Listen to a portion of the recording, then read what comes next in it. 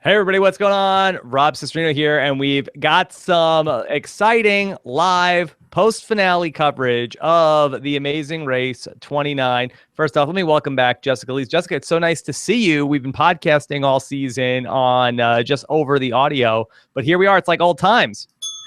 I haven't been back on a Google Hangout in over a year, so this is kind of crazy. It's crazy, and what's doubly crazy is that we are here with the winners of the Amazing Race. Let's welcome them to the podcast. Of course, you know them as Brooke and Scott, Brooke Camhi and Scott Flanary. How you guys doing? Hey-o! Hi! We got the bell! I'm excited! You guys got the bell. A lot of people are excited that we are doing this. I just tweeted out the link before, and you know, it's only been a few days, and I was sort of hesitant because it was going to show your names in case anybody hadn't seen it. I had one person say to me on Twitter just now, you know, hey, Rob, you just spoiled me, but you always spoil me with your content. That was from Humongous Diva on Twitter. And then I also heard from somebody, damn, I haven't watched it yet. It's on my DVR. Very disappointed. She won. Yuck is what I get from people. So I got a mixed bag from people. But you know what? Screw that guy, because I'm so excited that you're here. Congratulations. Thank you so much. Thank you. Yeah. All right. So this will be very fun. We got a lot of questions for you both. And so I guess first off, let me just say congratulations on the win. What's it been like these last couple days since the episode has aired? There's been a little bit of yuck, but that's okay. I like when people are passionate, but there's really been an outpouring. I know Scott's gotten it too. There's been an outpouring of love and just appreciation for the way the game was played, and that's awesome. Like it's been cool. Yeah. I thought that I was very surprised. Jess and I were talking about this on the podcast that, you know, I was sort of unaware that that there were people out there who would be disappointed with this result, because I thought you guys were so fun. Right, Jess? Yeah, I thought I was rooting for you guys pretty much exclusively from about leg 9 onward. Yes, I like that. That's because I was on Jess's team. I get it. I thought, and everybody else was saying that was Brooke went too high in the draft, and they were wrong. They were wrong. They were wrong.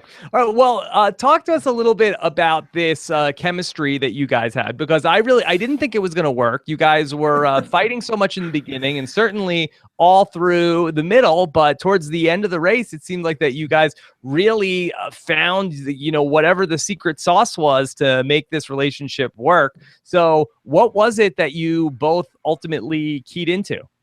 Fighting? I have no idea what you're talking about. No.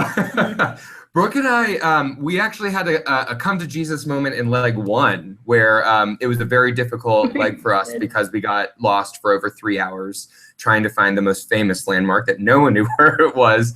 And that was the moment where I think we both realized, whoa, we are very type A, both of us, but we both so desperately want this win.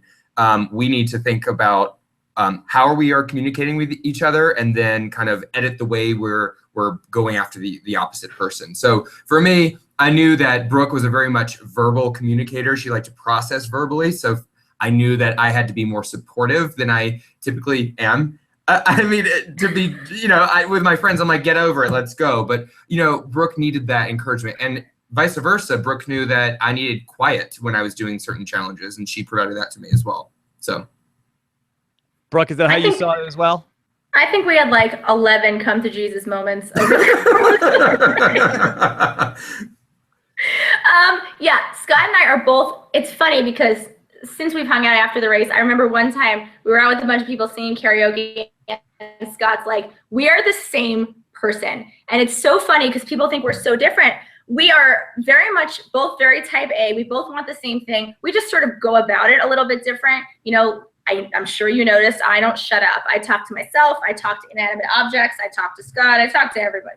And that's just sort of how I get through things. I just continue to speak. And we've sort of learned it. And I think you noticed, it was probably leg 10, Scott was doing the task where he was rowing the boat with his feet.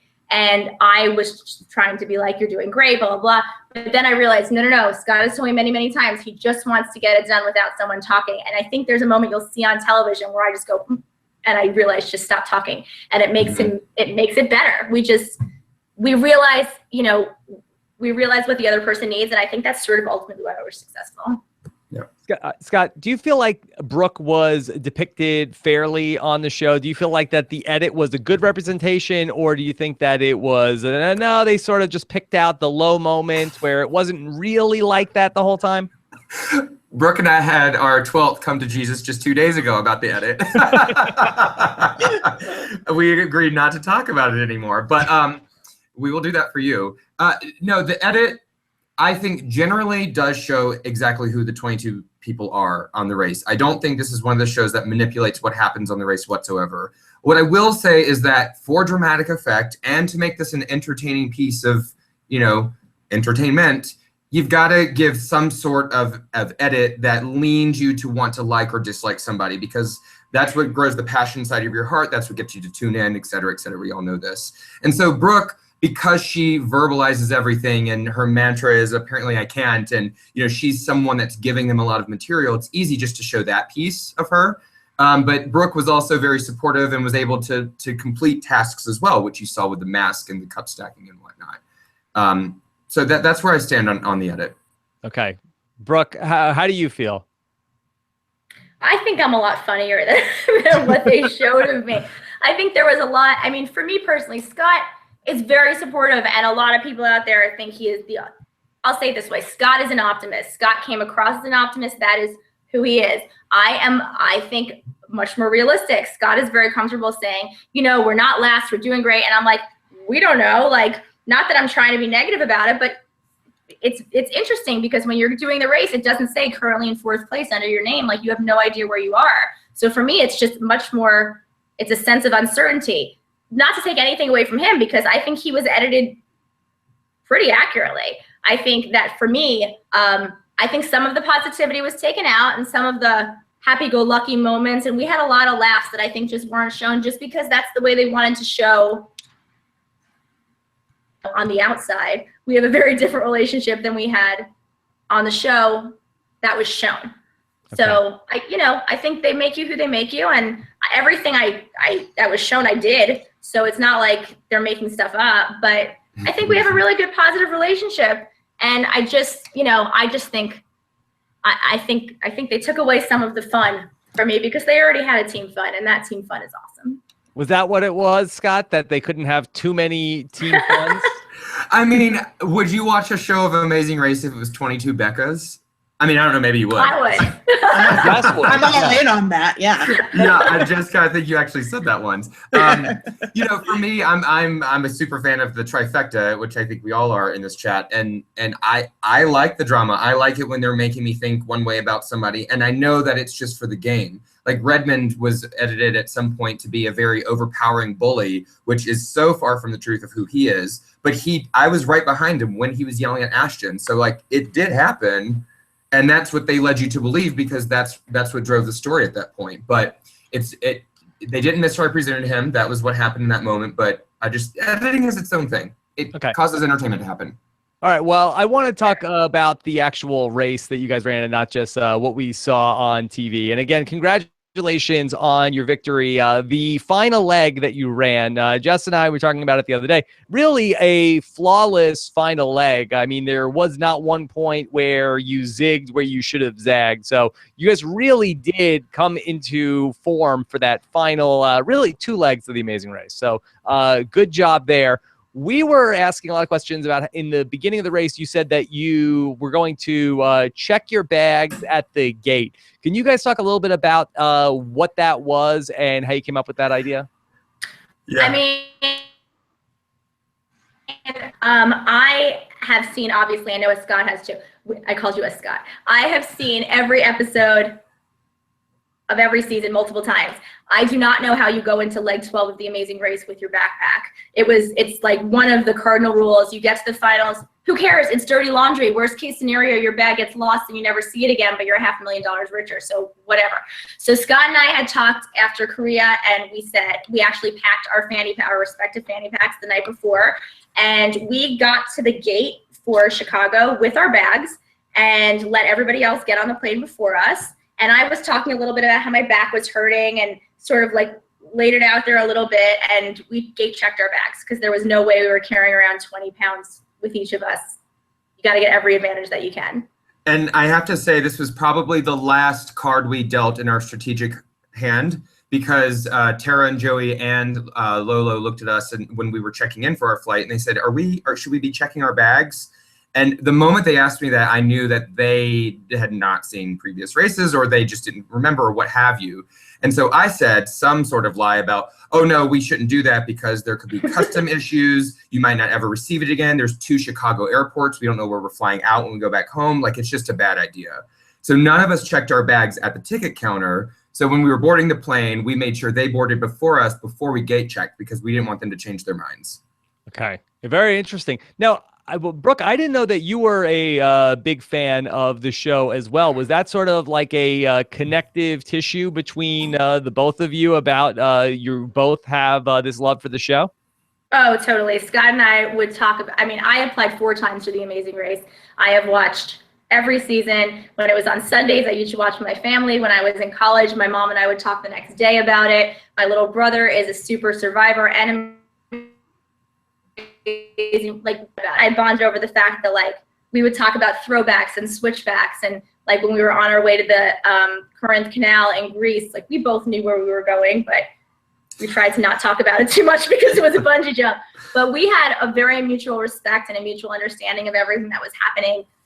The one thing I think you don't realize is how physically demanding it is, because there's no way to know that until you do it. But I mean, the whole top of my backpack was filled with everything from a list that I had made of watching every episode of 28 seasons of little things that people used, like a magnifying glass, whistle, thermometer, nail clipper, who knows? Like I had everything in that backpack. So I wasn't going to be the strongest or the fastest, but I was certainly going to be the most prepared.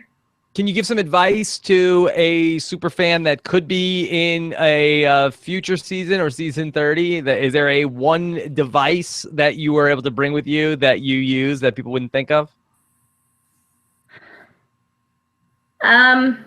While you're thinking, I'm going to say your brain. I mean, I know that sounds so silly, but do your research. Know where the race has gone previously. We knew where they went in the previous Chicago finale, and that was to our advantage. Watch other seasons, see what other strategies are, and make your own strategy from that. I think my question related to that would be, what doesn't watching the show prepare you for? You know what? Okay, so watching the show doesn't prepare you for, there's always one leg where the contestants are on a 24-hour bus through India, or in our case, an 18-and-a-half-hour ferry through Greece. And you watch the show, and it's 3 seconds of all the participants are now traveling to Greece on this ferry. But you don't realize how cooped up and stuck you are in a little seat for so many hours. And then maybe it's just because I'm old, but you're like, you stand up and it hurts. And so it does not prepare you for, it doesn't prepare you after a lot of confinement. My suggestion is run hard, run with a vest, run your butt off so that you're prepared, because you don't realize how much of that there actually is involved in the race until you're doing it. Yeah, good to know. Scott, is that how you trained, running with a vest to get ready to? People want to know, do you really run CrossFit with 100 pounds on your back? The answer is yes, I do. Yeah. No, it's funny because you're cast about a month prior to when you go into pre-race sequester, and they say, go ahead and start planning and do whatever you want to do. And I know Floyd memorized flags, and I think Brooke was spinning, and everyone had their thing. And I legit did nothing because I had prepared, bless you, I had prepared for 15 years. I was like, I don't need to do anything in this last month. I'm ready to go. And, I laugh when CBS says I'm a CrossFit king. That's far from the truth. I just happened to CrossFit. But I did actually run with a weighted vest that month. That's probably the only thing differently I did. Yeah, Brooke, I thought that was a missed opportunity to not get on Scott's back. One block. Scott, Jump on the back. No, I don't want to be an invalid. Let's just go. You're not an invalid. We talked about this. Yes, I CrossFit with 100 on my back. You're not an invalid. We talked about this. Thank you so much for that. That was a nice throwback. I appreciate that. Hey, Brooke, is this when I can tell them that you actually did get on my back for a second? I got on your back for a second in Vietnam. And what did I do? I slid right off because we were both so sweaty. Is that what it was? You didn't want to fall on the Amazing Race? Yeah. Oh man. So I guess what don't we know about the race? I'm sure there's a lot of things like stories and things that happen that are interesting. From is there anything rather than us try to guess where they are that you guys can tell us about? It's such an open-ended question, yet I don't want to be sued by CBS. So I guess what I would say about the race is there's a lot of production stuff that goes on that it doesn't impact your order on the race. It's just things you have to be conscious of. Like, for example, every time you stop for directions, you have to get clearance from who you just spoke to. Things of that nature that you have to get used to. Yeah. Okay. And that's probably not exciting. Sorry. Yeah. All right. Well, if there's anything that you come across as we go through these different things from the race, then feel free to stop and share an anecdote, because I think that's the kind of stuff that people love. Okay, I'll share a little something if that's helpful.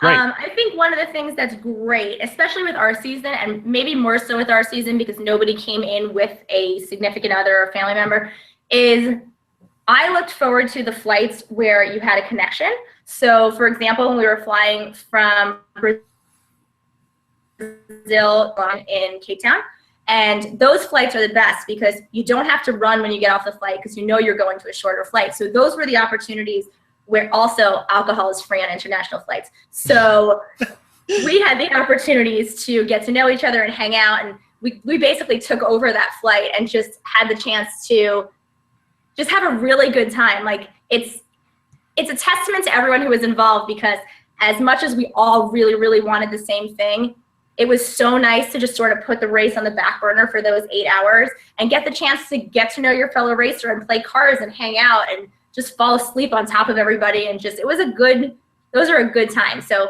those are the behind the scenes moments that I think that I'll remember more than anything else. And it's interesting, Brooke, that you say that, because I agree with you. Those were a little bit less pressure, because once you're in a plane, there's only so much you can do for the race. But Brooke knows this better than anyone. As soon as the seatbelt light was off, I was up talking to people and making sure the U-turn strategy was in place, because we didn't know when they were coming up. So we just planned for every leg. And so Brooke was right. People had alcohol. Maybe some of us didn't drink, so we could get information from people. I didn't drink as much as everyone else. I got information. But and in these connections, people are going off to grab water or to do whatnot, and I'm just going off with, this is the time you're not with your camera crew, so you are a little bit more free, and I'm seeing who likes who and who's working with who. So I guess, yes, there's the more relaxed part of the race during those airports, but it's also could be the most stressful if you're trying to play a social game like we were. Yeah. And I think one of the other things that was really great is, while Scott was off with the contestants talking about the U-turns, I think one of the most valuable things that we did, and a lot of teams I don't think did this, I would go to talk to every flight attendant on every flight, because they'll know, we have a clue of sort of an idea of where we're going. They are fantastic about knowing where you're headed, how to get there, little tips and strategies, and the flight attendants speak English. So that was always, I give that as a tip to future racers. Take advantage of the flight attendants on your flights. They are a wealth of knowledge. Yeah, one of the things that I noticed as an outsider was that there did seem to be a focus on the social game. Was that something that you guys talked about ahead of time as something that was an important strategy? Yeah, I think when we started the race, once we got through Panama and we had our Come to Jesus #1, I also told Brooke, I said, look, this is the game I wanted to play, and I outlined it for her. And I'm so happy, because I look at my pre-show interview tape and I literally say, I want to make alliances and cut them. It was the strategy I came in with, and to have a partner like Brooke who would figuratively step aside and let me play that game was so great, because I got to do what I wanted to. But to your point, Rob, I think if this was a traditional season and Brooke was, let's say, my sister, I don't know if that social game would have been as strong or as receptive to other teams, because you do have your support system when it's someone you're related to or dating. And we all were just all in it for ourselves this time around. So I think people were more amenable to alliances. This was such an interesting format this season, and this is definitely interesting to know about how the teams interacted based on nobody knowing each other previously. Were you guys, overall, were you guys excited about this idea for the format? Because I know a lot of the fans came into this season saying, like, oh, this is a gimmick and we're not going to like this? Like, was there sort of a vibe at the starting line that people aren't going to love this idea? Oh, go ahead. No, go ahead. Okay. Well, I would say when we were being cast, you know, when I sent in my audition video, I literally was one of those who like sent in my video on the website. I was not a recruit, and my video was about finding my husband because I thought they were doing season 26 part 2. And they called me back and they went, "It's not that, but it is going to be strangers." And so when I went through casting, there is this kind of like undercurrent of, what am I getting into? I'm literally going to go potentially around the world with someone I've never met. I thought they were going to give us our complete opposites. So maybe someone like, I don't know, super conservative for me. And so that was disconcerting. But when we got to the start line and we saw our competition, you could see everyone had this excitement of, we're doing something really special. Yes, 26 had half strangers together, but production thought that they would have a lot in common. They had no idea who's going to pick who. And so I think there was this excitement that we were all in it to win it, and we were all going to play super hard. So you okay, well, Scott, I would love to know then. You got your 22 strangers, and what stood out to you? Like, how much did you guys get to talk to each other before you selected your partner, and what stood out to you about Brooke? Yeah, we did not. Sorry, I'm censoring myself because there is a casting process where you potentially see other contestants, but you still don't talk or interact with them then. So the very first time we literally spoke to each other was after Phil said, "What are you waiting for? Go get your bags." And when I ran up to Redmond at that moment, and that made screen time, and I think we were literally the first conversation had. Oh my gosh, I just lost the question, Jessica. Can you prompt me again? I apologize. What do you like about me is the question. Oh, what I like about me? How can I fucking ask the question? Ah! No, okay, so that's so embarrassing. Sorry, Brooke. Brooke, I guess I'm telling slight tales. She was in casting alongside me. And so you are able to take notes about what you witness about other people. And so with Brooke, I saw someone who walked with purpose, someone who was chatty with the servers during dinner, someone who seemed to smile a lot. I had a sense she was from the East Coast. I felt like she was in corporate America. I thought she'd be funny and sassy. And I mean, I'm saying these qualities as I could read you my journal. That's exactly what I wrote down for Brooke. And I'd say those are pretty much on point. You know, I really did want a Will and Grace dynamic. We got there eventually, I think. So I'd say that's what called out. I know that casting, especially this season, was going to pick 22 people that had some really strong component or components. And I've said this to Brooke before, this is not telling tales behind class. I didn't think Brooke was that physical, but I didn't want a physical partner. I wanted someone who would play a social game with me, and then hopefully someone that was really smart. And I got both of those things in Brooke, so I was right about that. Thank you. And Brooke, let me congratulate you also. This is, I believe, a historical note. You are the first Amazing Race winner from Long Island, from what I understand. Really? That's what I've been emailed, that all of us Long Islanders are celebrating the win. Yay, Lynbrook, Long Island. Okay. Yeah. I'm from Wantagh, but we don't need to get into all that. Close enough. Yeah. So was there anybody else that either of you were eyeing in terms of like, oh, you know, that I know you didn't know the conceit at the start of the game of you were going to get to pick the person, but were there anybody that you guys were looking at that was sort of a, oh, I hope I get to work with this person as a partner? So they had us line up before we ran it. This is a little different than the answers I've given previously, but they had us line up in an order that they put us in running into the park in the first place. And I was in between Seth and Logan, and they had us running in. And so I'm like this little thing between these two giants, and we're running into the park, and I'm thinking, great, like either one of these guys, fantastic. They can carry my bag. That's awesome. And a whole bunch and try and find a flag. And I was like, well, as long as I don't come in last, it's going to be fine. I don't want to be like doubled over in pain. And when we found out what the plan was, I sort of looked at Scott, and Scott sort of looked at me, and we had this moment of, if this works out, this will be great. So what I thought was going to happen didn't happen, but I'm really grateful for what did happen.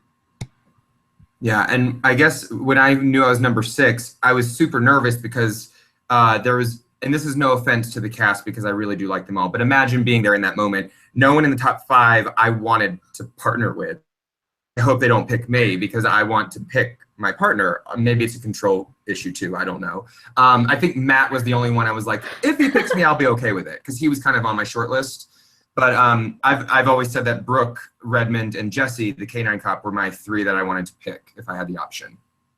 So are you like trying to make yourself like seem small in the moment? Like somebody is picking that's ahead of you and you don't want to get picked. Is that like something that goes through your mind?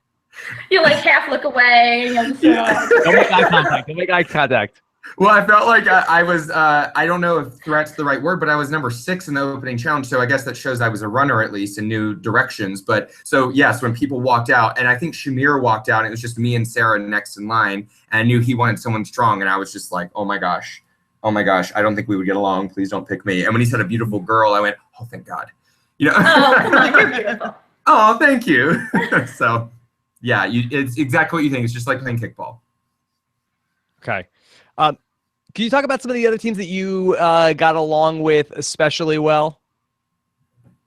I think I think it was probably Panama. So we sort of immediately aligned ourselves with Seth and Olive.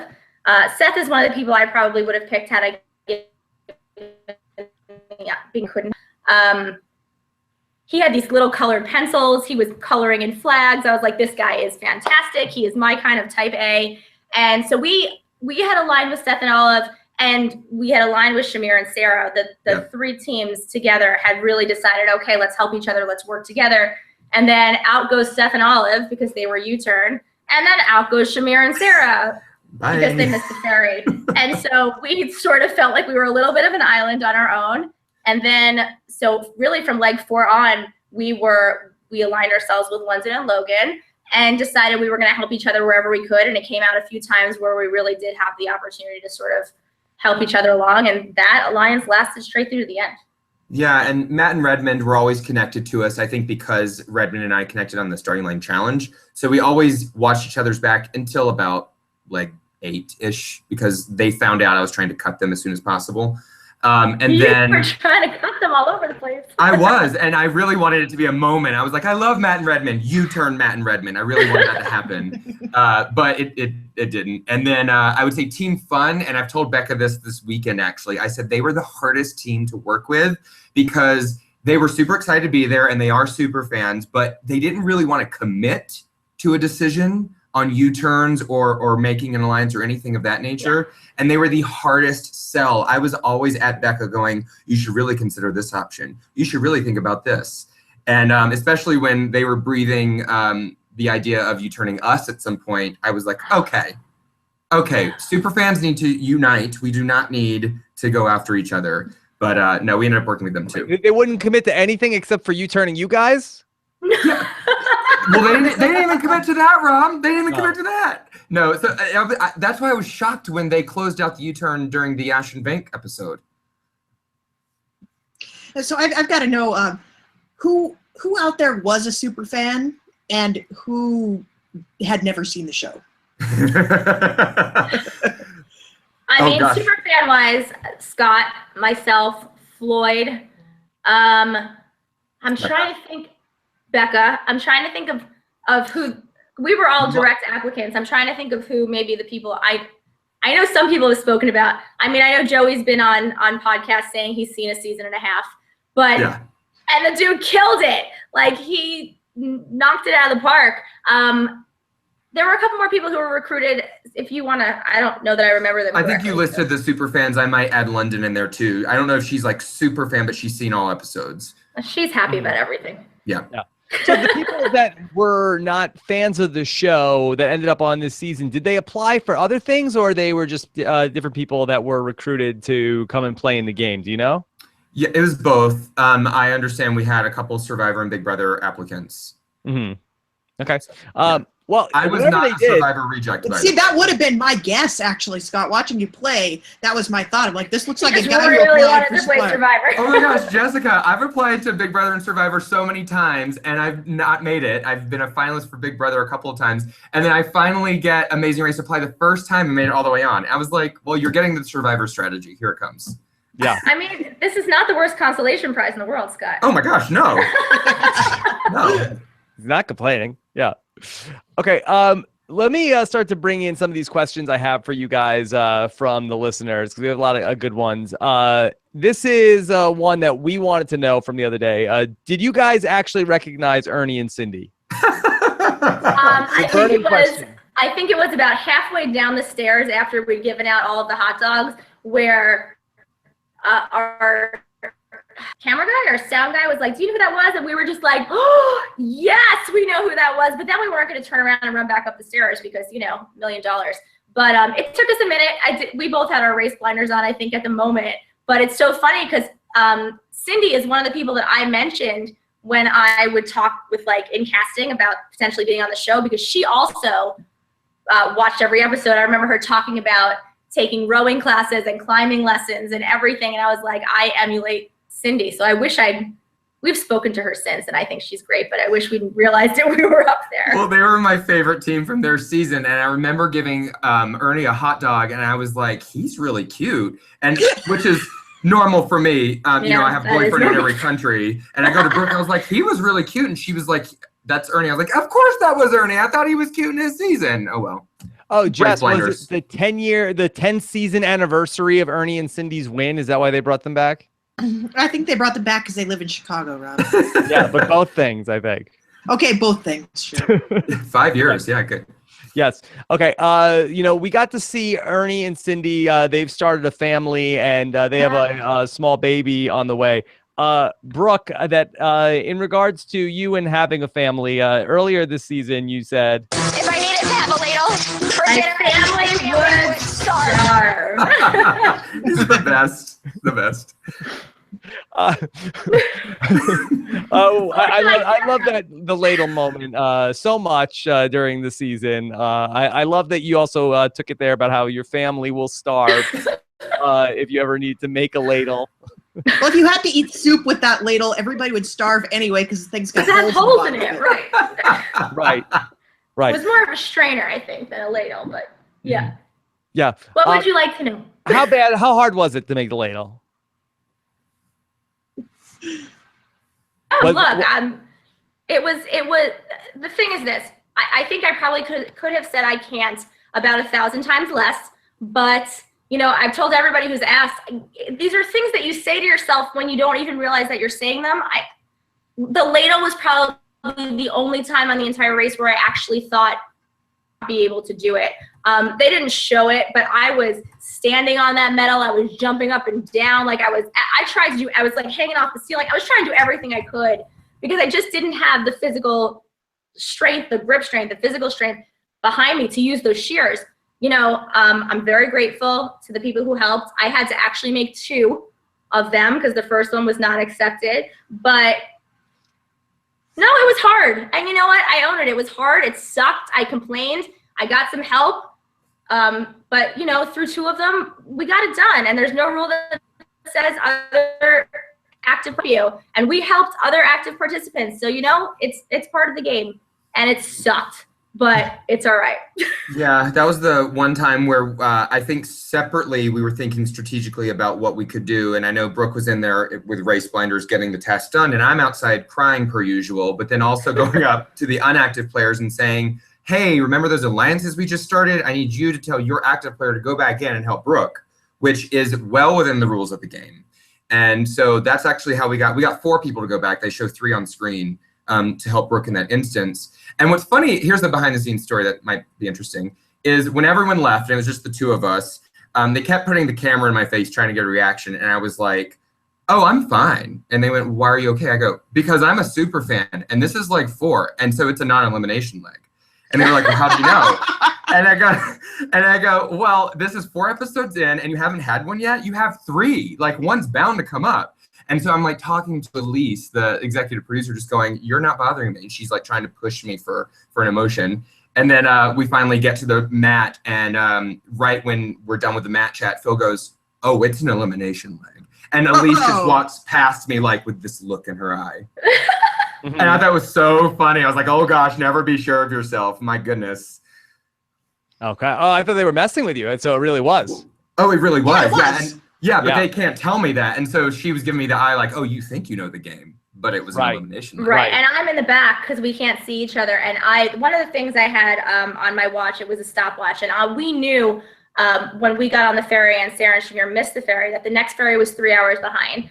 So I had set my stopwatch for the second I started the ladle challenge, because as soon as we got there, I was like, oh my God. When I heard Logan was like, this is hard, and Red was in the stall next to me, and you know, they were like, it was difficult. And I'm like, if these guys are having problems, how am I supposed to get through it? So I remember setting my stopwatch, and we finished that challenge with about 15 minutes left before the next ferry was getting in. So it wasn't super, super close, because we were done, and it was still going to take, even if Shamir powered through it, it was still going to take him a little while. But, you know, you've seen his muscles. They're bigger than mine, so it would have taken less time than me. But, he has big I'm back there. Yes. I've only seen his muscles. So all I know is when we got out of there, I was like, oh my God, they'll be here any second, run. And then we took our taxi to Cocoa Beach, and thankfully, thank God, that very nice man, Dennis, checked us in with his happy smile, and we were safe to run another day. Good job, Dennis. I remember all their names. I have problems. Scott, can you take us through the full history of the quiche hat? Absolutely. I'm so happy you asked. There is no curse of the quiche hat. So Reddit, you're wrong. I'm just kidding. I was so flattered it made headlines. So it's Olive's hat, actually. And I think she wears it in episode 1, and she lets me wear it when I do, because we bonded over our flight between, I think it was Panama and Sao Paulo, when we aligned with them. Because we had the commonality of loving Jemay, Private School Girl, which is I believe, Australian comedy sitcom. And that character says, oh, quiche is when you're hotter than hot, but still cool. But what I didn't know is that quiche in the show is actually spelled like you all think it is, Q-U-I-C-H-E. I thought it was K-E-E-S-H because that's what her hat said. So I'm just like siding with Olive. I'm like, oh yeah, she spelled it right. And then she tells me after filming, she's like, oh, no, I just spelled it that way because I felt like it. So now here I am on The Amazing Race going, no, that's the actual spelling of even the slang terminology. Well, you made it happen. I made it happen, thank you. And yes, it traveled to people within our alliance, so there you go. You guys made quiche thing, but then how come Vank was wearing it when they got eliminated? That's the thing, is that we were actually on good terms with Ashton and Vank. I am not going to correct the editors for giving me credit for getting them out, because thank you so much, but I was actually one of the few people who did not want to U-turn them. Secret. We were thinking of ways to get, I'll take a step back. In that car ride over, they do show me saying, we've got to take the heat off of us. How do we do that? Yes, Ashton Vank was enemy number 1 because that's what everyone else wanted to U-turn. So Jessica, you said in the podcast, you're like, I think it's this group mentality, and you're absolutely right. I went, you know what? I love them both. It's not me. I played a Sandra card for a moment and then got everyone to target them. Yeah, because we couldn't figure out exactly what did Vank and Ashton do that was pissing people off. You know what? Vank didn't do anything to piss people off. Sorry, Scott. I am a huge Vank fan. Like, Vank didn't do anything. What about Ashton? Well, no, but I mean, I think there was a moment. No. Here's what I'll say. I think Ashton's great. I'm going to say that too. Big Ashton fan. I think there was a moment. It was the flight to Milan, and Vank and Ashton got themselves moved up to the front row of the plane, and everyone else is stuck in the back of the plane. And it's funny because the cameras can't shoot when you're flying. And everybody on that plane is like, these guys are in the front of the plane. Let's get them out of here. And we all hatched a plan on that. I think it was like an hour and a half long flight to figure out how to U-turn them. And maybe it was just the circumstance of where they sat on the plane, but everyone just sort of had this, I think it was just sort of everyone feeling like we knew there was going to be a U-turn because there had to be soon enough. And everyone was just sort of like, okay, if it's not me, let's figure out how to make it. And everyone sort of bonded over that, sitting on top of each other. And if I could add 2 pieces to the Vank and Ashton piece. Number 1, Ashton is very, very strong in terms of play as well. And I don't think she got that shown a lot on the episodes that she was in. So I can understand why there's sort of a disconnect and why they were targeted. It wasn't like we hated both of them. It was she really knew how to play the game too. And so strategically, it was almost like, let's get her out because she knows what she's doing. Right. But then also I would like to comment on the Vank I don't know you bit, because everyone was targeting Ashton and Vank and we were not wanting the target on us. I could no longer align with him. And I mean, you probably get my humor now, hopefully. I'm going to be a little sassy. And to him, he never took that as a negative. He actually laughs. If you look at the very last snippet of that scene, he's laughing because he thinks I'm just joking around with him. But I know that if you don't know my humor, it did come across abrasive, but yeah. I think it's hard to be sarcastic on network TV shows. I think people always take it at face value. Yeah. And that was my way of trying to preserve that relationship in case they didn't get out, because we did like them. So it's like, I thought my sassy sarcasm was a way of like meeting in the middle. I'm not helping them, but I'm also not pissing them off. Okay. This is a question from Christopher Borlazeri, who wants to say, Scott, you seem to know how to push Brooke's buttons, which was great TV at the expense of the stability of your partnership. Was it all you, or was Brooke just as outspoken with you? No, when I read those comments about I push Brooke's buttons, I'm like, oh, wow, that's, I guess perception is reality. I didn't target things that made Brooke annoyed and say those things. My way to get through stressful situations is humor. And so I don't think Brooke appreciated the humor sometimes. And so I think that's what lends itself to believe I'm pushing her buttons. But no, like we've mentioned previously in this podcast, I think Brooke and I got to know the communication style that worked for each other. And, you know, sometimes we're joking around or doing things that's not in tune with that communication style. And that's what made the episode, I guess. Brooke, you co-sign that? I have no comment. Next question. Oh. No, I'm just kidding. I mean, I think that sometimes my buttons were pushed, but I think he's funny. Like when he, in Vietnam, when he's like, but I'm grunting and riding the bicycle and he's like, she's having a baby. They don't show me, I was laughing because it's funny. And then he's like, she's having twins. And he actually also said, which didn't make the show, which I thought was the funniest one. He's like, somebody get that girl an epidural. Like it's funny, but it's funny when you watch it at home. And maybe it's not super funny when you're almost having heat stroke, right? Yeah. But no, but it's great. I mean, I think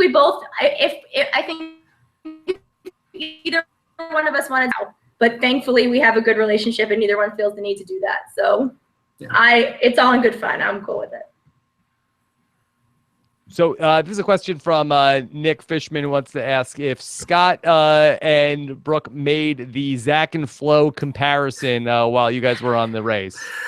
We've never talked about this with each other. Yes. But no, not in the sense that Brooke was quitting and she did one roadblock and all that. No. But I knew our dynamic was akin to Zak and Flo, and that she was very vocal and I guess could be like, all up in the camera, and I'm just very okay. But I won't say anyone said it to us until Phil on the finish mat, and it's actually a behind the scenes YouTube piece from the finale. But he actually says, "Do you think you're Flo and Zak?" And we were like, "Oh my God, you went for it, didn't you?" Well, I gotta wonder. I know they never show it when people talk about previous seasons. But how much of that actually happens? Like, do you guys sit around on flights like comparing yourselves and each other to other racers? I don't think so. No. I mean, I think about I know. Sorry, I guess you were waiting. In terms of leg design, leg design, I know that's got to be top of mind. But yeah, I mean, I definitely thought of Blayley too. When I was thinking about us, so I get all of the comparisons. But it's only because I think the three couples we just mentioned, us, Blayley, and Flo and Zak. It's just because we're very loud, double type A, in your face personality. So I get the comparison. Okay. I want to hear Brooke's answer. She's just sitting there so politely. I hope I didn't piss her off. Actually, I think Phil said it to us once earlier than that. It might have been in Greece. He said, "Are you guys like that?" Well, first of all, Flo is gorgeous and skinny and $1.5 million. So if that's what you want to call me, then great. But also, I've not met Flo. I've met Haley, and Haley is an amazing lady. But the rules were different back then. She only had to do one task, and I had to do half of the work. And I know there are some people out there who think that I didn't pull my weight and I didn't do my half, but I mean, if you look at the TV, I did half of the roadblocks, and as much as Scott tried to carry me on his back, sometimes we tried for 2 seconds and I did not ever get on his back. Like, it's, you take it with a grain of salt because you know what you did and you know how you performed, but Flo, at least on TV, I remember her doing the shrimp basket challenge and throwing down her helmet and saying, I quit, I'm done, I'm not doing this anymore. You won't see me saying I quit, I'm done, I'm not doing this anymore. So yeah, I was loud and I said I can't, and I was, but this meant too much to me. There was never a part of me that was going to walk away from the opportunity to do this. So that comparison, it irks me a little, only because I know how she was perceived. I don't know who she is as a person. She may be incredible, and I'm sure she is. The distinction is that you say I can't, but you don't say I quit. It's the distinction is I say I can't while I'm doing. Yes. So okay. Yeah. I think that's the difference. And racer performs task competently is a really terrible headline. Yes, it is. It is a terrible headline. You're right, but I like it. Yeah, I get that. And, just like around my house that, I think a lot of people that listen to this podcast know that I can be a complainer, and I do tend to be ranting, and I do express myself through sarcasm. So none of them are good habits, but I will say it does make me feel slightly better, especially when I'm able to complain about something artfully, whereas my wife, she just screams. I feel like that there is some satisfaction in being able to complain about stuff and have like a little bit of an art to it. Yeah, it's an art form. Yeah. People don't appreciate it, but these optimists, they don't appreciate it. They just don't get us. They don't get it. This is from Katie Beth Austin. Scott, have you or would you ever do any height-related things after the Amazing Race? Right when we got home, Redmond lives super close to me, and I said, hey, Redmond, let's go skydiving, because it's literally the only thing I did not do. I might as well just do it. And we have not done that yet. Not yet. I still have the fear. I was watching the bungee jump episode and my palms got sweaty and I was starting to get very nervous, heart palpitations and all of that. The fear is not gone. The difference is I know I can do it though. I need to bring my heart rate down by breathing. I need to think clearly that I'm going to be safe in the mechanisms that are provided to me. But so I think that's what those challenges prove to me. Okay. This is from Dave Backer. Should the Amazing Race Season 30 be cast the same way, or should they do a traditional team season? Well, Phil made the joke that they should just put us back on the start line and make us choose different partners. That's when we saw him last week.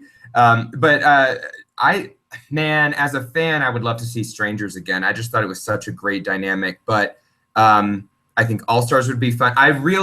My favorite thing is going to be All-Star Strangers, which I think, Jessica, you came up with. I love that idea. I love that idea too, actually, to bring 11 of us back and have 11 super fans just come onto the scene and one of us pair with one of them, and I think that would be or even 22 All-Stars, and then you can't pick your previous partner. Yeah. Oh, that's good too. Yeah. All right, so then that begs the question, who would you want to have as your partner in All-Stars with the Strangers? Oh gosh, Brooke, do you want to go first? You always make me. From our season or from any season? From any season, like in Amazing Race history. Assume everybody's there. Wow. Everybody. I got to go with what I know. I am very good friends with Jelani. He was on season 26. He's strong, he's fast, he's smart, he's a lawyer like me. We get along extremely well. He knows how to I don't want to say put me in my place, but he brings out a very positive side of me and we laugh a lot. So I would pick him. If I had to pick someone from our season, I'd probably pick Floyd just because he's super positive too. I need some positivity in my life. I had that with Scott and I need it with whoever I race with. So choices. If I can't have Scott again. Oh, thanks.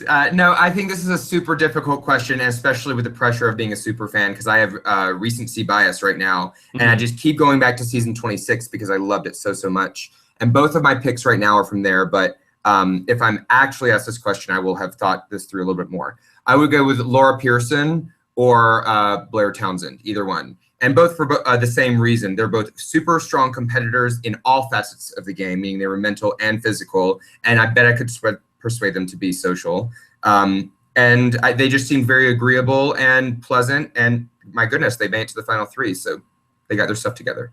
How much do you guys hear from the Amazing Race alumni during the season? That I feel like, especially during the Tarkon era, I feel like that the Amazing Race alumni were very tight. But is that still ongoing to this day? Yeah. I mean, oh, go ahead. Go ahead.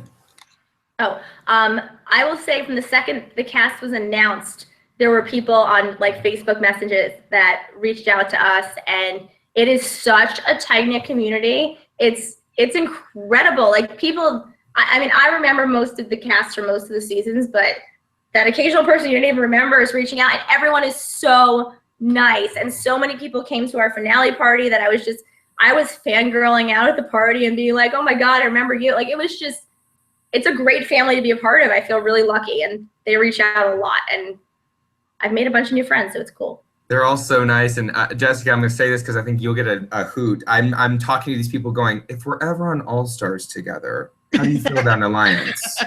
The game is not over. It's not over. Never ends. Oh my God. Get used to it, Scott. Get used to it. Yeah. Oh, that's good. But you can't trust those pregame alliances. No, that's don't what I trust hear. Oh, no, I know, but I can still plant seeds.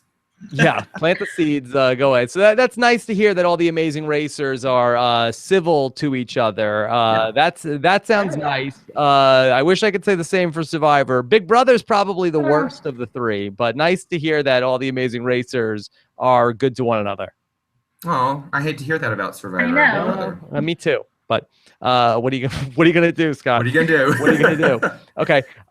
This is a question from Ariel, who wants to know, how did it work with the travel prizes? Do they give you individual tickets to the destinations? They don't have to go away together necessarily, right? Not necessarily with the team, the trips that you won, but how do you figure this out when you're not necessarily like a pre-existing duo? We wouldn't know. We didn't win. Yeah, we didn't win anything. Yeah, not even Really? they didn't give you anything in the final. Yeah. No. That's okay. Give us a Sorry. We Didn't want mean a to bring good up a one. sore subject. It's okay. We're just being silly with you. I mean, my goodness, we were so lucky to get to the final leg. Do you know what's interesting though? Sorry. We'll get ladles. It's fine. Yeah. Really? But what's interesting is I think every team that won a trip, unless I'm mistaken, won 2 trips. So every team that won a trip prize actually won first place in more than 1 leg and actually got 2.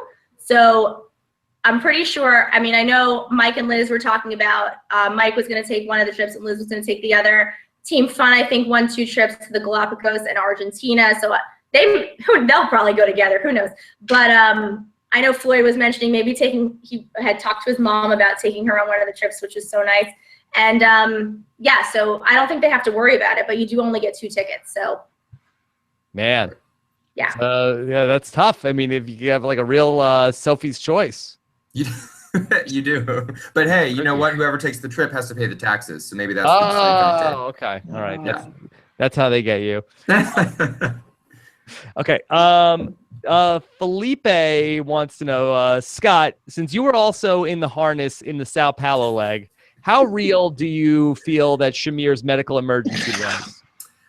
It is real. The struggle was real? The struggle is real, Philippe. That harness was very tight. It really was. And I think Seth said the same thing, Redmond said the same thing, and Logan said the same thing. I just think the difference is, maybe Shamir is more blessed in that area than some of us. But no, it was not blessing and a curse, I guess. A blessing and a curse. But you know what? Good for him. He's got that for life. Yeah. Okay, good for Shamir because we had a lot of fun on the podcast about that, and then we got some pushback like, hey, this was a medical emergency, like you guys should not be laughing at Shamir's pain.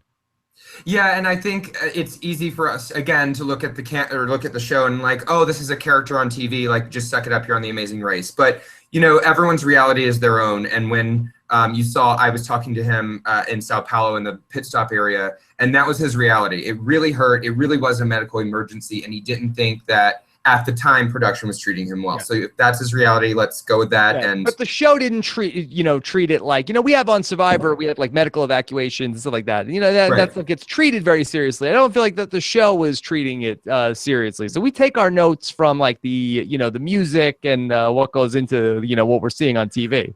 Oh, for sure. I'm just trying to stick up for Shamir. Okay. All right. No, I know what you're saying. And it seems like every season there's somebody that comes out of the race saying, well, you guys didn't see this, but I had a broken leg and I was running on a shattered elbow and this and that. And I think the fact that we saw it at all means it was probably at least a little bit significant. But yeah, they didn't treat it as a serious emergency. I wonder if it was done that way for, like I said, entertainment purposes, because maybe if he was seriously injured, I think they would have treated it more like a medevac on Survivor. Yeah, that's true. He turned out to be okay. Like there was no permanent damage that we know of. Right. It worked out. It worked out fine. I think everybody's okay. Yeah. From what we understand. Okay. This is a question from the great Mike Bloom, contributor to many of our podcasts. You know Mike Bloom? He's my team captain. He picked me first. That's right. Okay. Mike Bloom says, aside from gate checking at the end and the strategy with the U-turning, were there any other tactics that Brooke and Scott were able to attribute to their super fandom? We talked about this a little bit at the top of the show, but are there any other specific things that you guys did because you knew the show so well? Gosh, I mean, oh, sorry, Brooke, go ahead. No, I think that, because I was asked the question earlier, other than gate checking your bags, is there anything about that last leg, because it was very linear, that you think actually helped you? And I think something that's behind the scenes, because we were on an airplane so they can't shoot that, is when we were flying from South Korea to Chicago, the teams got a lot of rest, but Scott and I literally, we took like a nap for 2 hours and then we would study, and we would eat and then we would study, and we would study and then we would study. Like we knew that there was going to be a memory challenge, and we, no matter what it was, were prepared for it. So we wrote down every roadblock, every teacher who did what. We took notes of, like, in case it was a how well do you know your partner thing, learned everything there was to know about each other.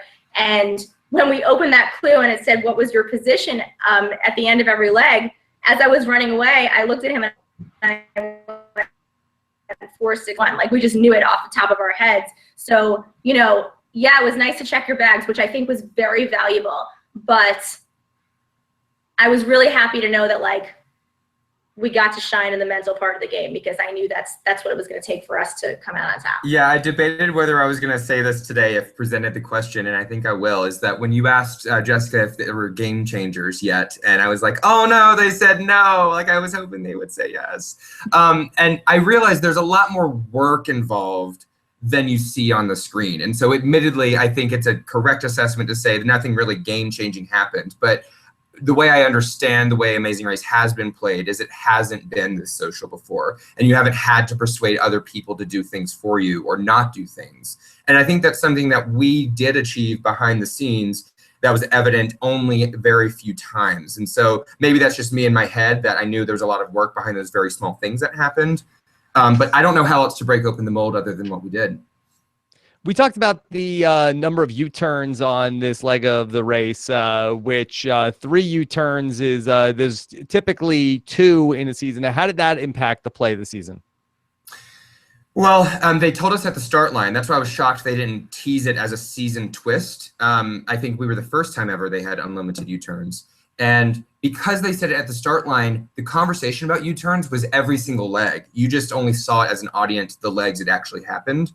And so it really dictated how the game was played, because we had no idea when they were going to come up. So there was a plan in every leg. And what's interesting is based on what happens in each leg is what affected who was the target each time. So whereas, Seth and Olive and the boys were the target in the first U-turn, if it was one leg prior, I don't think, the boys would have been the target at that point. It would have been someone else. So it's just interesting how, because we knew it was unlimited, we were just going balls to the wall. We're like, all right, we're always going to play it. Also, I had a note from Mike Bloom to say that let Scott know as the anchor of my Amazing Race preseason fantasy team, I will rep any quiche merchandise he may be putting out after the show. If you decide to pursue that, that branding, Scott, Mike Bloom is your guy. Well, thank you so much. I got to get that cleared by Olive. Okay. Well, cut her in. I mean, right. she could. I mean, she could use that the branding help. I mean, that she's would have been a great racer, but they went out early, right? So, if she can, that Brooke doesn't want to jump on your back. I feel like that Olive should run with this quiche thing. Let's do quiche. All right. Right. Sounds like a convoluted American pie. Let's do quiche. Oh, well. Oh, dear. Oh, no. Oh, no. It's a family podcast, Scott. Very good. Oh, I was trying to make a cute joke like you all do. Sorry.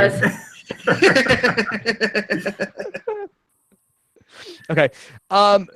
Katie Beth wants to know, how did you guys hear about how Team Fun went out? Of course, we saw where Floyd had to receive medical treatment. Brooke, do you remember how you guys got that news? I do. I remember that in Vietnam, I remember being in the hotel, and I don't remember who, but I remember being told, I remember getting to the finish line, and we actually were around the finish line and saw the other teams check in, and I remember asking someone what happened to Floyd. Is Floyd okay? And I remember all we were told is, yes, he's going to be okay. And then we didn't actually get to really know anything until we saw him at the finish line. And I remember at the finish line mouthing to him, like, are you okay? And he gave us a thumbs up, and Floyd smiles because that's what Floyd does. And then he waved the express pass in our faces, and we wanted to wring his neck a little bit. But we love Floyd. Yeah. And I'm really glad. All we really knew was he was going to be fine. Okay. Yeah, and he is fine, right? Oh, yeah. We hung out with him this weekend. Okay. What did you guys do for the finale? We rented out a bar in Hollywood, and we got a lot of race alumni. We got a lot of TAR media. I wish you all lived out here. You would have been invited as well. If only. Yeah, if only you did, Rob. Yeah, if only. Oh wait, do you live out here? Yes. Okay, whatever. It got lost in the mail. All right. And sorry. And then we had a lot of crew, and we actually had Phil show up as well. So we just pretended we were Survivor and threw our own party. Yeah, and then a bunch of us, there were like 15 of us out there, and so a bunch of us rented a house in the Hollywood Hills, and so we had like we called it our Big Brother house for the weekend, and there were no cameras though, thankfully. Wow. And time and got to hang out and let loose and have fun. And there was a secondary party, I think, in Boston for the 5 East Coast folks who couldn't make it. Yeah. Okay. Wow. Well, this is intense, Jess. Yeah, I mean, in fairness, I did get invited to the East Coast party, Rob. Yeah. Okay. God, but it was in Boston, so I couldn't go. Okay. Let's see. Jess, are you in New York? Because I'll take you for drinks anytime. Yeah, we should definitely do that. I am indeed in New York. Cool. Okay. Nick Fishman wants to ask you about the random express pass at the start of the race. Becca and Floyd had it. They never ended up using it. Did that ever come up? Did people think about that? Yes. I think the rumor on the street was it was the Swole sisters who had it. And so that came about because in Sao Paulo, they showed up at the window washing task after we all left, but we thought they were all before us and used the express pass. So that's why there was a kerfluffle and no one really knew where it was. Although there was some target, I know because Brooke's about to tell you, there was a target that Fun might have had it because Floyd is not that great of a liar. But I never took to it because I thought he just was being silly. So I sat in an airport next to Floyd Pierce and I said, "Give me your express pass." And he was like, "What are you talking about?" Because I asked everybody, and so I like to pride myself in being able to read people a little bit. And Floyd had this smile on his face, and I was like, he has it. I know he has it. And he never let it actually slip that he had it. But at the finish line, I turned to Scott. I was like, I knew he had it. Why didn't they give it to us? And I have our secret one still in my luggage, so it's all good. I will murder you. So that you just speculated that Floyd had that express pass? I just asked a lot of people, and when I asked Floyd, he sort of like smirked a little bit, and I was like, you are not a liar. It's wonderful. It's a great trade in life, but it's a bad trade here. Like, I know you have it. And he never actually said it until the end, and I was just like, I knew it. Okay. Yeah, and it can be frustrating because a rule a lot of fans don't know is you can't use the express pass on a fast forward. So when they took the fast forward, they thought they were going to use the express pass and just do no tasks whatsoever. And so that's why they kept it and didn't give it to anybody. Okay. Christine Radis wants to ask you that she is a fan of Scott and Brooke, and she wants to see you guys on her TV again soon. Would you do Big Brother or Survivor? If asked, would you even do Candy Crush? I mean, like I said, I was a finalist for Big Brother, so I'd love to go in the house and tear it up. And Survivor is a dream come true too. But you know what? Amazing Race is the best. So if this is the end of my journey, so be it. But yes, I'll be on your TV as soon as they ask me. Okay. All right. And there's precedent, so. Brooke? I made a joke that I would eliminate myself from Survivor by the first commercial break because I have a debilitating fear of spiders and I love hygiene. So no, I probably would not do Survivor. I like to try things that I might be halfway decent at. I also don't think I could get the time off for Big Brother. So Amazing Race is probably the only one that I would be able to do. Also, it's my favorite one, and I love it. So if they ever want us to come back, then I'd be happy to be on your TV again. But the other two, also, I play too much Candy Crush. So yeah, I'd probably do that one. What about Hunted? If they brought Hunted back, would you guys go on Hunted? No. Oh, Scott, no to Hunted. No, they're not bringing it back, A. But B. How are you so confident? Is there a Hunted? Scott's always confident. There is. You're gonna at least. I think we just touched the nerve, Jess. I think that there is a hidden Amazing Race Hunted rivalry going on. No, not at all. In fact, I'm a super fan of Lee, one of the winners of Hunted, and I even told him I'd run the race with him. But watch out, Hilmar. Hey. Yeah, no. As like if there's a crossover. No, but Hunted, I was cheering for the Hunters. So as a fan, I was like, I don't want to be a contestant. That seems weird. That's like going to a Globetrotters game and rooting for the Washington Generals.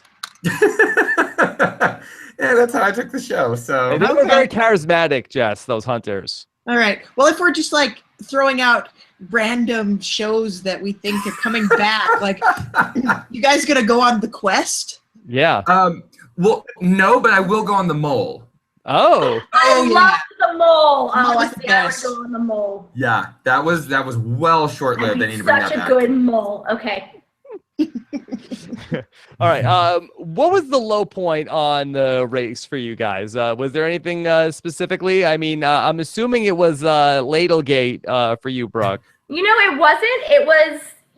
Don't play it. Come on. I won't play it again. I won't play it again. I'm looking for other Brooke clips to play. Actually, I think our low point was in Vietnam on the first leg in Vietnam with the mannequins, because I felt like we had, from the Ladle, we were in 7th place, then we did 6th, then we did 5th, then we did 4th, then we did 3rd, and then we had this challenge with the mannequins, and we both lost it at each other. It was a bad day. I couldn't get over the ladders. He snapped at me. I snapped at him. Like, I just felt we took a big step backward, and looking back at it, it was disheartening. So, you know, what you don't see is on that, I think it was that flight to Vietnam, I actually laid down on the galley floor of the plane because I was having back spasms. Like, it was a bad day. And so that's probably my low point, and then ended up in 2-1. So it was our low. It's not a middle low point. Yeah, no. That's right. Yeah, I would agree with her. I would say if I had to pick the 3, it's leg 1 when and everyone probably rolls their eyes, but we had no idea we were in 4th place. Like, it was so, it's like throwing a kid in the deep end. As a super fan, you're like, oh, leg 1's going to be super easy. No, it is not, especially when you're lost for up to 4 hours at a time. And then our second was Ladlegate, and then our third would have been, the Ladlegate. And it's funny because on leg 1, you'll see us at the pit stop, and Phil goes, "Your team number 4." And I look at him and I go, "How the hell lost did everybody else get?" Like, we didn't. It's a great that they showed that montage, but I'm sitting in the back of the car going, "Oh my God, I have to tell my family and friends I went home on leg 1." Like, yeah. There's always like a team of grandparents who've never left whatever state that they live in, and I'm like, "Oh, they'll go home first." No, No old. There was no old team. We were one of the oldest teams. No, we were one of them. Like this. I'm like, oh crap. Well, And the if that's the case, then the oldest teams did the best this season. That's true. That's right. With wisdom, yes. Also, so I won't play that ladle clip again, but I have different ladle clips. This is when. Oh boy. This is a different one. Awesome. Problem is, I am not strong enough for this, and my jacket partner nominated me to do it. Hi. Is that true, Sorry. Scott? Well, what had happened was we opened the clue and it says something. Oh gosh, Who enjoys heavy metal? Heavy metal. And so I thought, okay, this is gonna sound super stupid. I know. Race blinders once again. I'm like, oh, it's music. It's gonna be like drums. Mm-hmm. I know we are at like a metal factory, but that's just what I thought. And so I look at Brooke and I'm like, you're the musical one. That's where it came from. All right. I don't think we said yes, and I said okay. Yeah. And then this was also that same episode when Brooke had to eat the fish. I can't eat it. Why can't you eat it? What's wrong? I need to breathe. I can't breathe. Are you kidding me with this? Okay, so what had happened was, first of all, two things. One, I don't run. We sprinted, and it was cold, and I was having trouble. This is not an excuse. This is an explanation, because I'm laughing at myself, so let's be clear.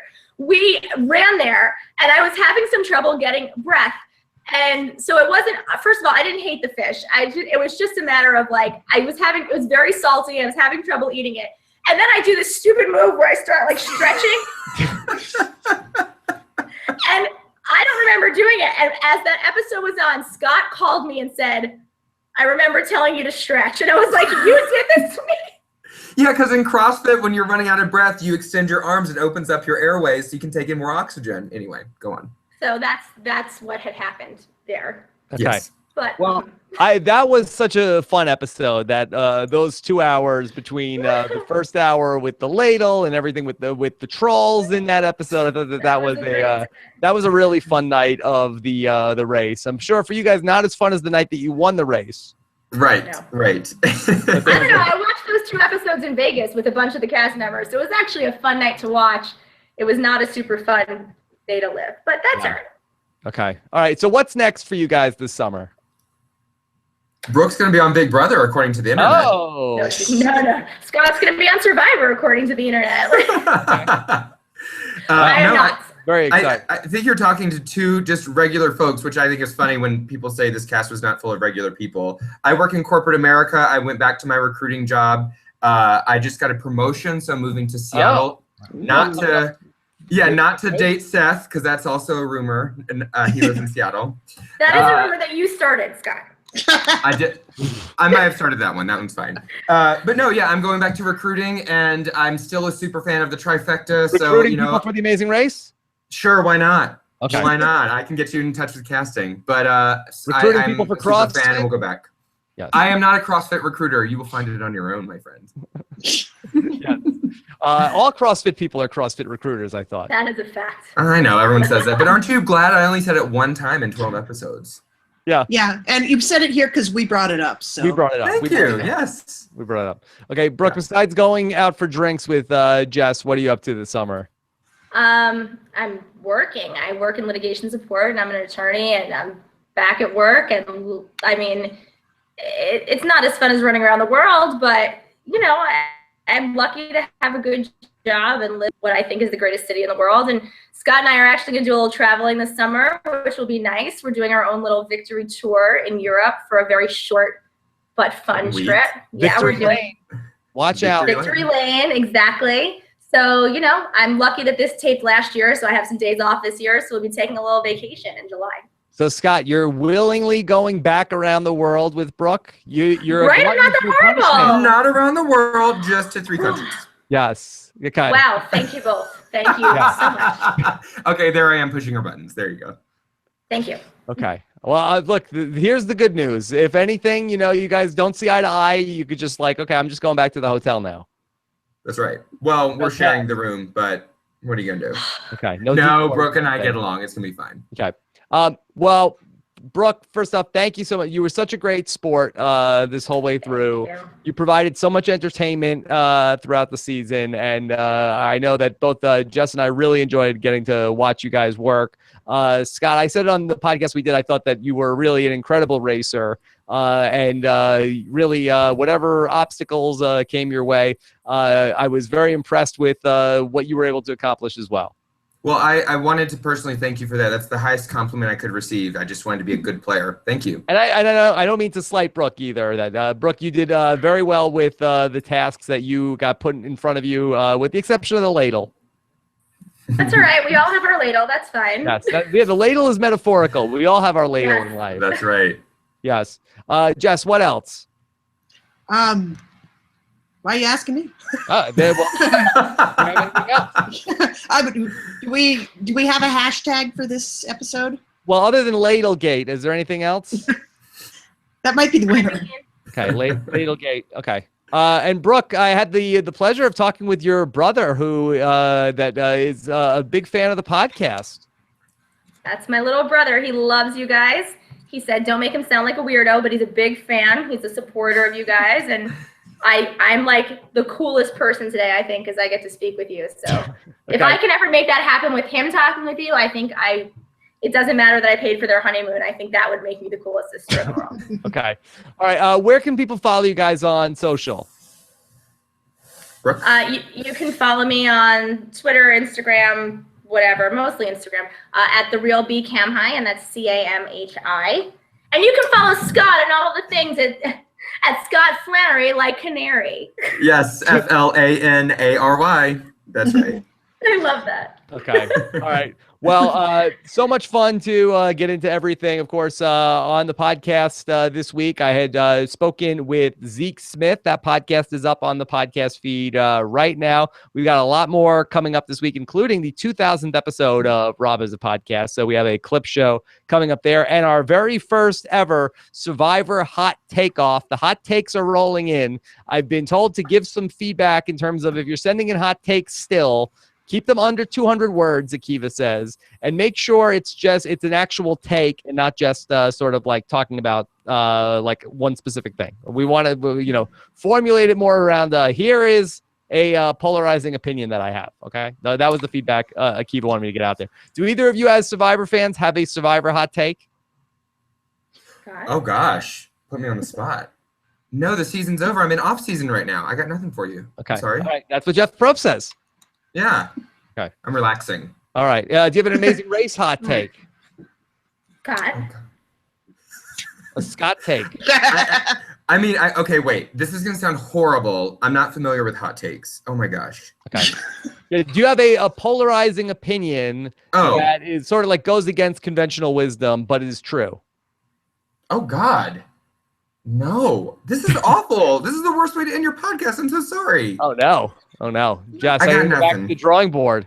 I know. I'm the worst super fan. Brooke, do you have anything to save us? No, I'm just going to say you're the worst Superman.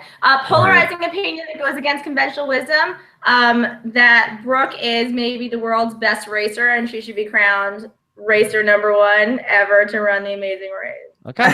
Hot take.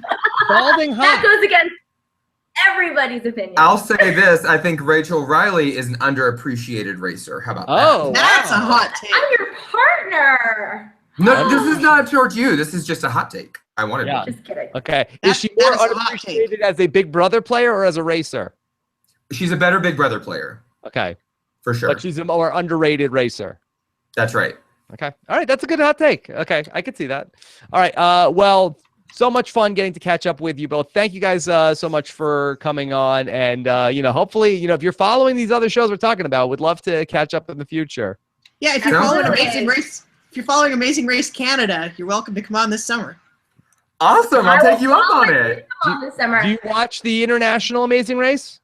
I have not before, Not yet. but Not yet. I want to because now I hear they're just as good, if not better, sometimes. Okay. All right. Yeah, I will too. Summer TV sucks. But I just want to say thank you both. I can take a good joke, and I think you guys are awesome, and I think you, even at sometimes my expense, I have a good time laughing with you about me. So thank you guys so much. You got nothing to be unhappy about. This was good. No, I'm not unhappy at all. This is You an were great incredible TV. experience. You guys were great winners, and what more could you want? You know, a lot of people, they get to be good TV and they don't win. That's right. That's right. Well, You this guys is such are an having honor to be cake here. and eating it. Yes. Thank you both so much for your time. I do love Thank cake. you. Okay, all right, Thank you, everybody. guys. Have a good week. Take care. Of course, Thanks, follow guys. Jessica on Twitter as well, @HaymakerHattie. We'll talk to you again soon. Take care, everybody. Bye. Bye. Bye.